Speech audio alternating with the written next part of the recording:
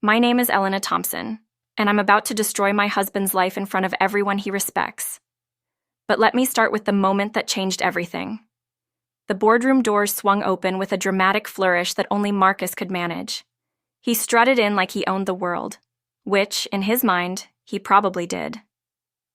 His hand rested possessively on the small of Sofia Rivera's back as he guided her toward the head of the conference table where I sat waiting. The other board members shifted uncomfortably in their leather chairs. David Chen, our CFO and Marcus's oldest friend, couldn't even look me in the eye. Rebecca Martinez, my closest ally, sat rigid with barely contained anger. The tension in the room was thick enough to cut with a knife. Marcus cleared his throat and flashed that $1,000,000 smile that once made me fall in love with him 12 years ago. Now it just made my stomach turn. "Ladies and gentlemen," he announced, his voice dripping with confidence, "I've called this meeting to discuss some exciting changes to our company structure." I watched him like a hawk watches its prey. Every gesture, every word, every smug expression was exactly what I had been waiting for. The manila folder in front of me felt warm under my fingertips. 8 months of careful planning, documenting, and strategizing had led to this moment. Sophia stood beside him in her designer dress that cost more than most people's monthly salary. Her perfectly manicured nails caught the light as she placed her hand on Marcus's shoulder. She had no idea what was coming. Neither did he.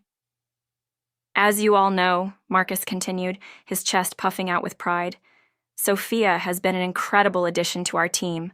Her fresh perspective and innovative ideas have already transformed our creative department." I almost laughed out loud. Fresh perspective? The only thing fresh about Sophia was how quickly she had crawled into my husband's bed and started spending our company's money. Marcus turned to look at me with those cold blue eyes that used to hold so much warmth. "Elena has done wonderful work over the years, but it's time for new leadership. Time for someone who understands the modern market." The room fell silent. You could hear the air conditioning humming in the background. Rebecca's pen snapped in her grip. Then Marcus said the words I had been praying he would say, the words that would seal his fate forever. "Sophia will be replacing Elena in all company operations," he declared, his arm sliding around Sophia's waist. "She's fresher, smarter, better, and not just here in the boardroom." His smile turned cruel. "She's replacing her at home too." The board members gasped. David's face went pale. Rebecca looked like she wanted to leap across the table and strangle Marcus with her bare hands, but I just smiled. The uncomfortable laughter that followed was exactly what I expected. Nervous chuckles from people who didn't know how to react to watching a man publicly humiliate his wife and business partner, the woman who had helped him build this company from nothing. Marcus basked in their reaction like he was performing on stage. Sophia giggled and pressed closer to him, probably thinking she had won some kind of prize. They had no idea they were about to lose everything. I opened my manila folder slowly, deliberately. The sound of papers rustling cut through the awkward laughter like a blade. Every eye in the room turned to me. "That's interesting, Marcus," I said, my voice calm and steady. "Because I have something fresher, smarter, and definitely better right here." The laughter died instantly. The room went so quiet I could hear my own heartbeat. Marcus's confident smile faltered for just a second. "Elena, what are you—" "8 months," I interrupted, pulling out the first document. 8 months of evidence. 8 months of watching you steal from our company. 8 months of documenting every lie, every crime, every betrayal. Sophia's face went white. Marcus's mouth opened and closed like a fish gasping for air. I looked directly into the camera Rebecca had secretly set up to record this meeting. And 8 months of planning the sweetest revenge you've ever seen. What do you think Elena discovered? Drop your guesses in the comments below and hit that like button if you want to see Marcus get what he deserves. The real show was just beginning. 8 months ago, I thought I was living the perfect life. Marcus and I had built Thompson Digital Marketing from nothing into a multi-million-dollar company. We had 2 beautiful children, a gorgeous house in the suburbs, and what everyone called a power couple marriage. I should have known it was too good to be true. It was a Tuesday evening in March when my world cracked open. Marcus had been working late again, or so he claimed. I was at home helping our 8-year-old daughter Emma with her math homework when his phone, which he'd forgotten on the kitchen counter, buzzed with a text message. The preview on the lock screen made my blood freeze. "Can't wait for tonight, baby. The lingerie you bought me is perfect. S." My hands shook as I stared at those words. S. There was only one S in our company who would be texting my husband about lingerie, and it wasn't our 60-year-old secretary Susan, Sophia Rivera. The young, ambitious creative director we'd hired just 2 weeks earlier. I sat there in our kitchen, surrounded by the life we'd built together, and felt everything I believed in crumble. Emma was still working on her multiplication tables, completely unaware that her mother's heart was breaking into a million pieces. But here's the thing about me that Marcus never understood. I don't fall apart. I plan. Instead of confronting him that night, I made a decision that would change everything. I was going to find out exactly how deep this betrayal went, and then I was going to make him pay for every single lie. The next morning, I walked into our office building with a smile on my face and murder in my heart. Marcus greeted me with a kiss on the cheek, the same way he had for 12 years. But now I could smell her perfume on his shirt collar. "Good morning, beautiful," he said, just like always. "Sleep well?" "Like a baby," I lied, matching his fake smile with one of my own. I watched him throughout that day with new eyes. The way he lingered by Sophia's desk during his morning coffee, how he volunteered to personally review her project proposals, the private meetings that ran longer than necessary. It was all so obvious once I knew what to look for. That evening, I started my investigation. While Marcus showered, I went through his phone. What I found made me sick to my stomach. Months of text messages, photos, and plans for secret meetings. They'd been carrying on their affair since her second week at the company.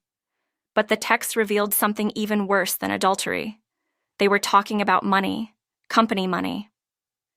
"The new client account should give us plenty to work with," Marcus had written to her. "I'll transfer the funds to the consulting budget.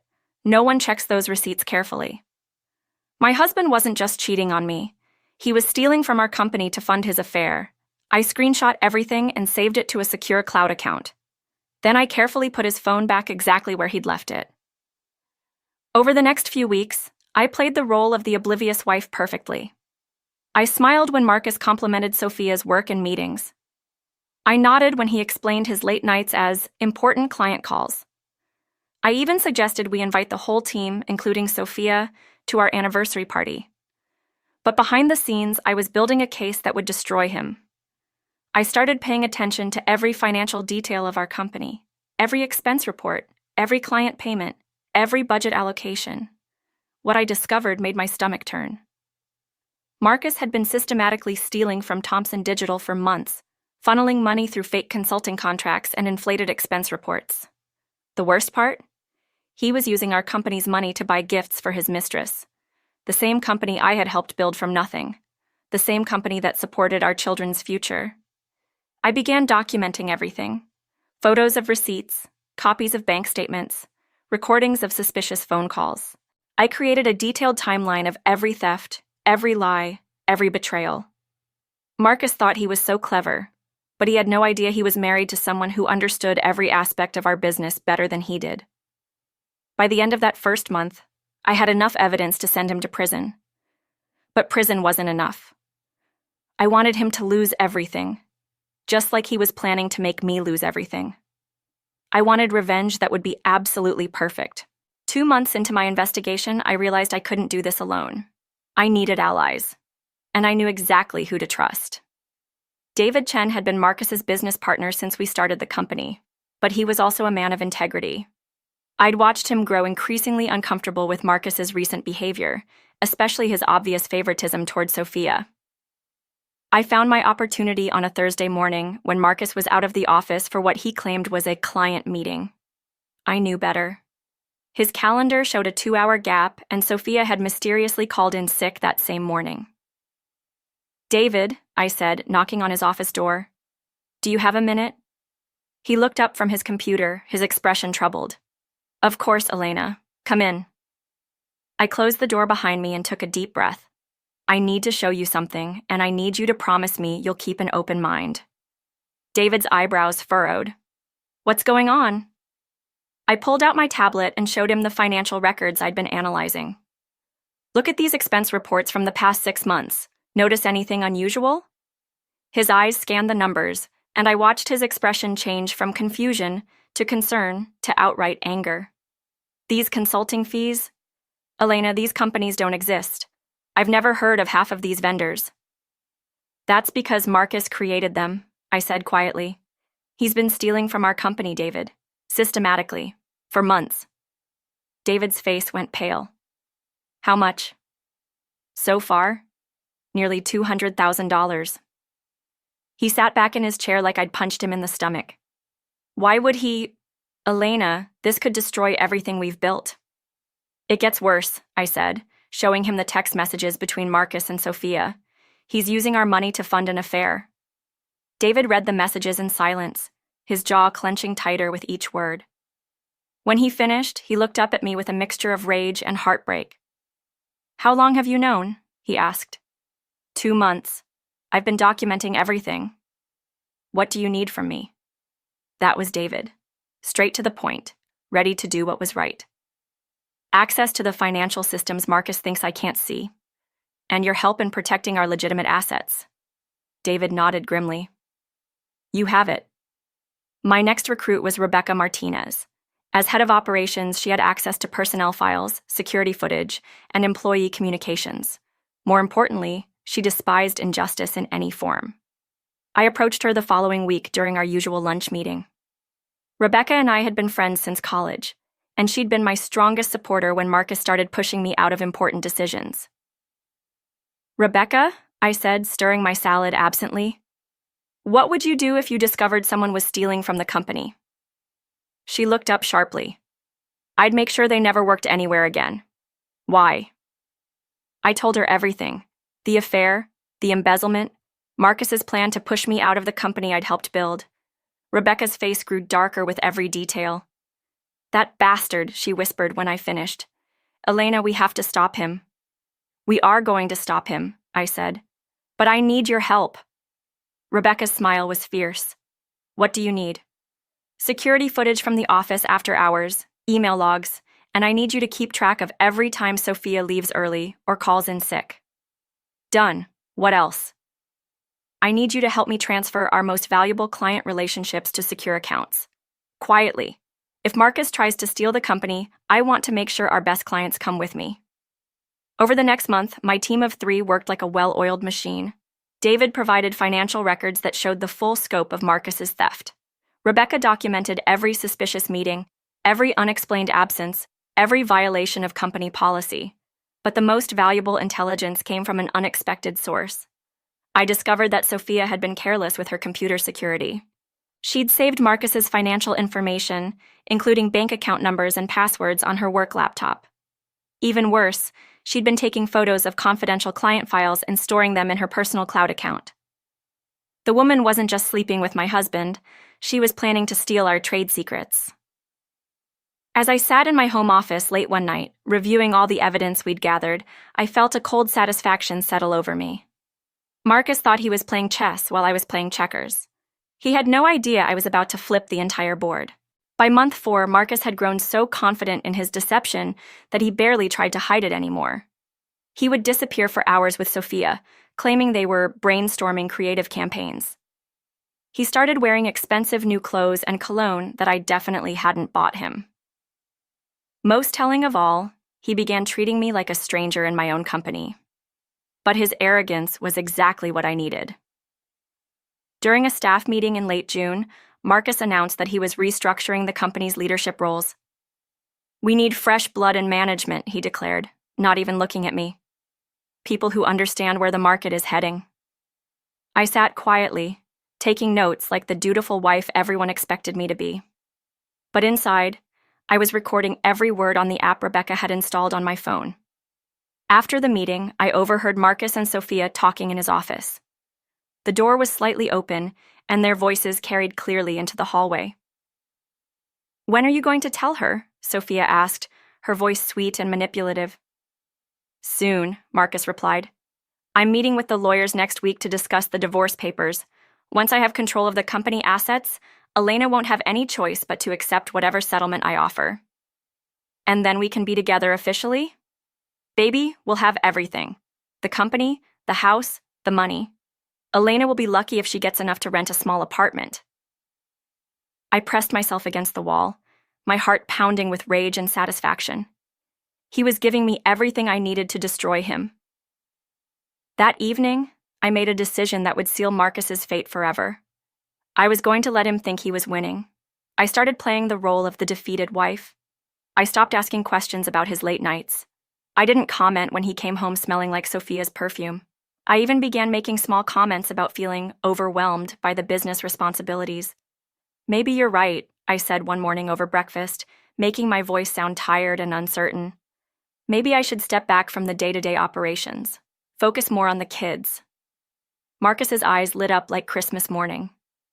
"I think that's a wise decision, Elena.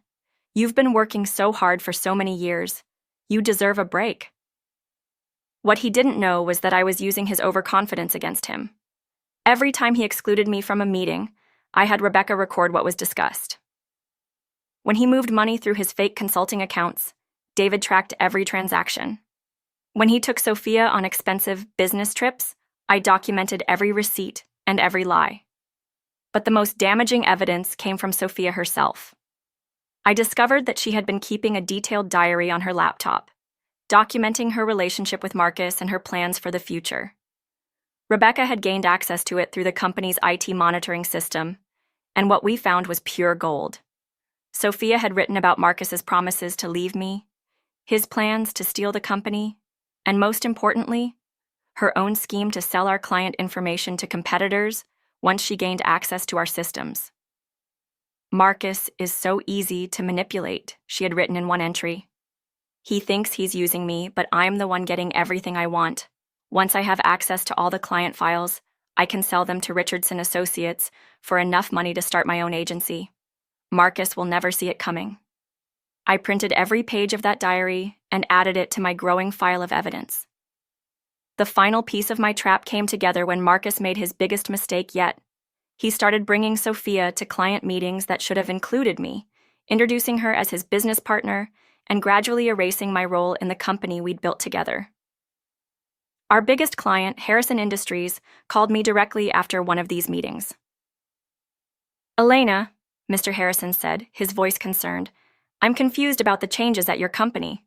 Marcus brought this young woman to our strategy session and said she was taking over our account. But you've been our contact for 8 years. What's going on?" This was my moment. "Mr. Harrison," I said carefully, "I think there might be some miscommunication. Would you be available for a private meeting next week? I'd like to discuss some concerns about the direction of your account." "Absolutely. I've always trusted your judgment, Elena." I smiled as I hung up the phone. Marcus thought he was stealing my clients, but he was actually driving them straight into my arms. The trap was set. Now I just had to wait for him to walk into it. Month 6 brought the confirmation I'd been dreading and anticipating in equal measure. Marcus had filed for divorce. I found the papers hidden in his desk drawer while he was out with Sophia on another one of their business lunches. The legal documents were brutal in their coldness, requesting full control of Thompson Digital Marketing and offering me a settlement that wouldn't even cover our children's college tuition. But attached to the divorce papers was something even more devastating: a business restructuring plan that would effectively steal everything I'd helped build. Marcus intended to buy out my shares at a fraction of their value, claiming the company's recent performance issues had decreased its worth. Performance issues that he had created through his embezzlement. I photographed every document and sent them to my own lawyer, Jennifer Walsh, who I'd been secretly consulting for weeks. Her response came within hours. "Elena, this is financial fraud on multiple levels.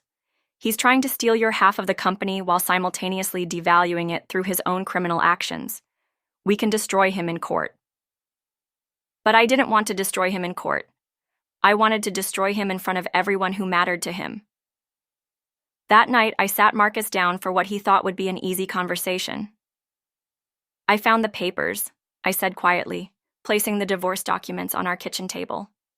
Marcus had the decency to look slightly uncomfortable, but his response was exactly what I expected. Elena, I think this is best for both of us. We've grown apart, and the business needs new direction. The settlement seems modest, I said, keeping my voice neutral. The company isn't worth what it used to be, he lied smoothly. Market conditions, increased competition. I'm actually being generous. I nodded like I believed him. I suppose you're right. You always were better with the business side of things. The relief on his face was almost comical. He actually thought I was going to roll over and accept his betrayal without a fight. I'm glad you're being reasonable about this, he said, reaching across to pat my hand like I was a child. Sophia and we have plans for the company. Big plans. I'm sure you do, I replied, pulling my hand away gently. When do you want to make this official? I was thinking we could announce the restructuring at the quarterly board meeting next month. Make it clean and professional. Perfect. He was going to hand me the stage for his own destruction. Over the next few weeks, I accelerated my preparations. David and I quietly secured the company's most valuable assets, transferring key contracts and client relationships to protected accounts. Rebecca helped me document every instance of Marcus's misconduct, creating a timeline that would be impossible to dispute. But my most important preparation was personal. I met with Harrison Industries, our biggest client, and showed them evidence of Marcus's embezzlement and Sophia's plan to sell their confidential information to competitors. Mr. Harrison was furious. Elena, we've trusted Thomson Digital with our most sensitive marketing strategies. If this information gets out, it won't, I assured him. But I need you to trust me for just a few more weeks. Can you do that? He nodded grimly. What do you need from us? Just be ready to move your account when I give you the signal.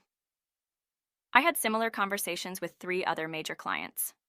By the end of the month, I had secured agreements that would take nearly 60% of our revenue with me when I left Thomson Digital. Marcus, meanwhile, was planning his grand announcement. He spent hours with Sophia rehearsing his presentation about the company's new direction. He even bought a new suit for the occasion. The irony was delicious. He was preparing for what he thought would be his moment of triumph, completely unaware that I had orchestrated his complete downfall. 3 days before the board meeting, I received the final piece of evidence I needed. Rebecca had discovered that Sophia had already begun selling client information to Richardson Associates, our biggest competitor. She had copies of the wire transfers and email communications proving the betrayal. I added this evidence to my file and smiled. Marcus thought he was playing chess, but I had been playing a completely different game. On the morning of the board meeting, I woke up early and put on my best business suit. I looked at myself in the mirror and saw a woman who was about to reclaim everything that had been stolen from her. Marcus was still sleeping, probably dreaming about his new life with Sophia. He had no idea he was about to lose everything. The morning of the board meeting, I woke up at 5 a.m. with a clarity I hadn't felt in months. Today was the day Marcus would pay for every lie, every betrayal, every stolen dollar. I made coffee in our kitchen while Marcus slept upstairs, probably dreaming about his new life with Sophia. The irony wasn't lost on me that I was preparing for battle in the same house where we'd once planned our future together. My phone buzzed with a text from Rebecca. Everything is ready. The recording equipment is set up in conference room A. David has the financial documents prepared. Are you sure you want to do this? I typed back, I've never been more sure of anything in my life. At 7 a.m., I drove to the office separately from Marcus, telling him I had some personal errands to run first. In reality, I needed time to prepare the conference room and review my evidence one final time. David was already there when I arrived, looking nervous but determined. The board members will start arriving at 9, he said. Marcus scheduled the meeting for 9:30. Perfect. That gives us time to make sure everything is in place. Rebecca joined us a few minutes later, carrying a small bag of equipment. I've set up 3 cameras, she explained quietly.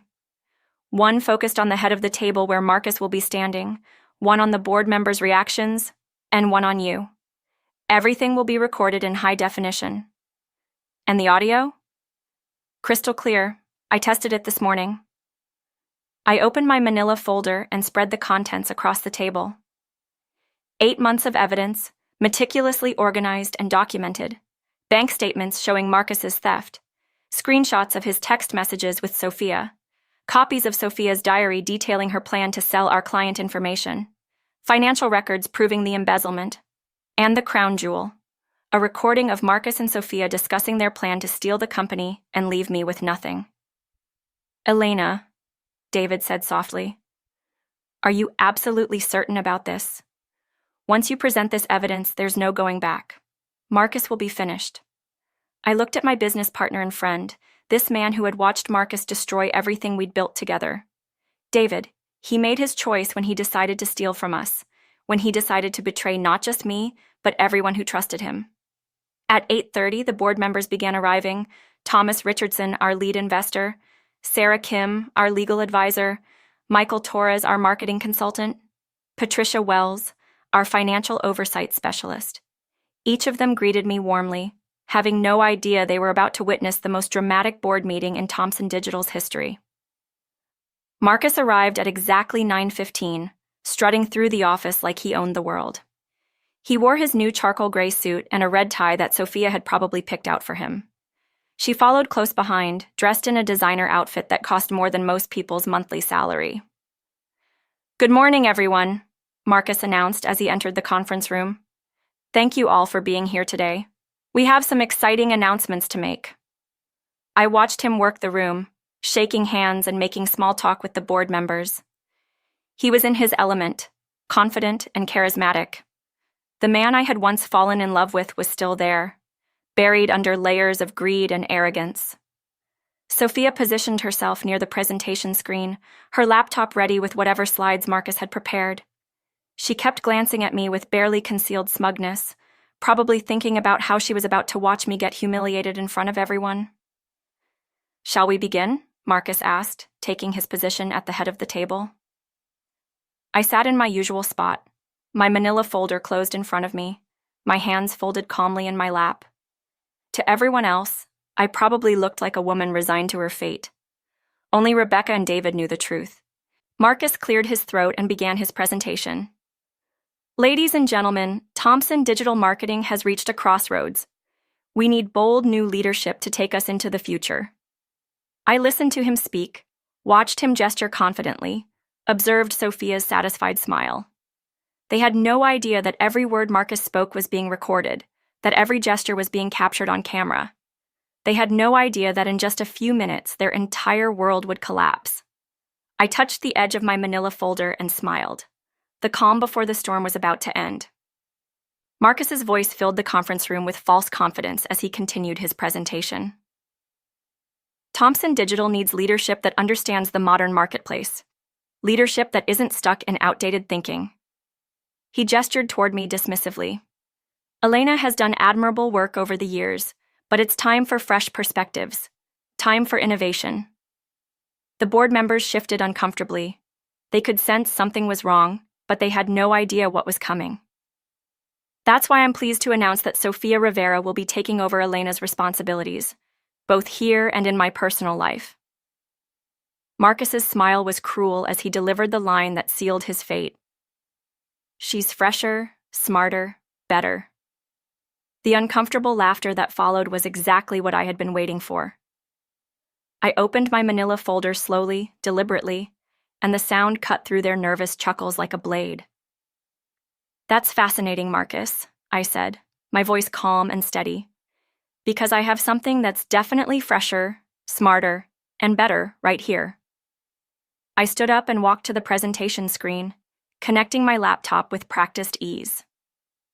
"Ladies and gentlemen, what you're about to see is 8 months of evidence documenting systematic embezzlement, fraud, and corporate espionage." Marcus's confident smile faltered. "Elena, what are you talking about?" "I'm talking about this," I said, displaying the first bank statement on the screen.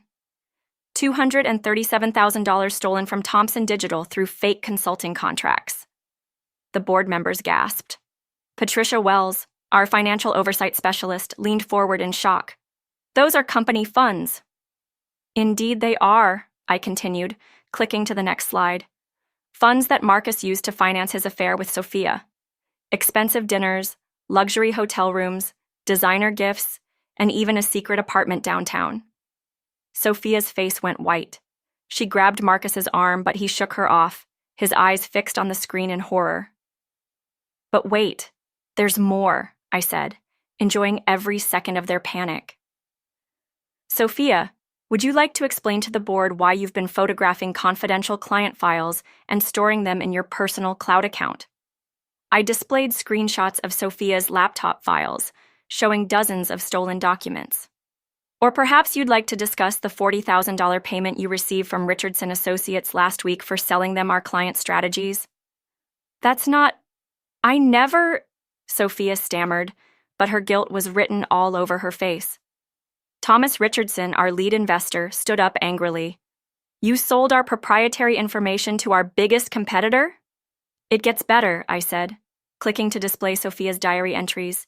According to her own written confession, she was planning to steal all our client information and start her own agency.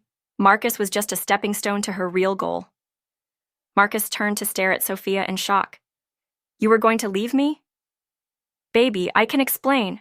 Sophia started, but I cut her off. Oh, but the best part is this recording from last week, I said, playing the audio of Marcus and Sophia discussing their plan to steal the company and leave me with nothing. Marcus's own voice filled the room. Elena will be lucky if she gets enough to rent a small apartment. The board members erupted in angry voices. David stood up, his face red with fury. Marcus, how could you steal from your own company? From your own friends? And here's my personal favorite, I continued, displaying the divorce papers Marcus had filed. He planned to buy out my shares at a fraction of their value, claiming the company had performance issues he created through his own embezzlement. Sarah Kim, our legal advisor, was frantically taking notes. This is criminal fraud on multiple levels. Marcus, you're looking at serious prison time. But I wasn't finished. The sweetest part of all this? While Marcus was planning to steal my company, I was securing our most valuable assets. Harrison Industries, Meridian Corp, and Global Dynamics have all agreed to transfer their accounts to my new agency, effective immediately. Marcus's face went from pale to green. You can't do this, Elena. This is my company, too. Was your company, I corrected. The board will be voting to remove you immediately, and the police will be here within the hour to arrest you for embezzlement and fraud. Sophia made a desperate attempt to salvage the situation. Marcus, tell them this is all lies. Tell them. Shut up, Marcus screamed at her, finally seeing her for what she really was. You used me. You were planning to destroy everything. The room fell silent as Marcus realized the full scope of his destruction. His company, his marriage, his freedom, his reputation, all gone in a matter of minutes. I looked directly into Rebecca's hidden camera and smiled. Sometimes the best revenge is simply letting people destroy themselves. What did you think of Elena's revenge? Was it satisfying enough? Let me know in the comments below, and don't forget to subscribe for more incredible stories of justice served. Hit that notification bell so you never miss an epic payback story. Marcus was led away in handcuffs an hour later. Sophia disappeared that same day, probably running from the criminal charges that were coming her way. As for me, I walked out of that boardroom with my head held high, ready to build something even better than what I'd lost. Sometimes the sweetest revenge is simply being smarter than the people trying to destroy you.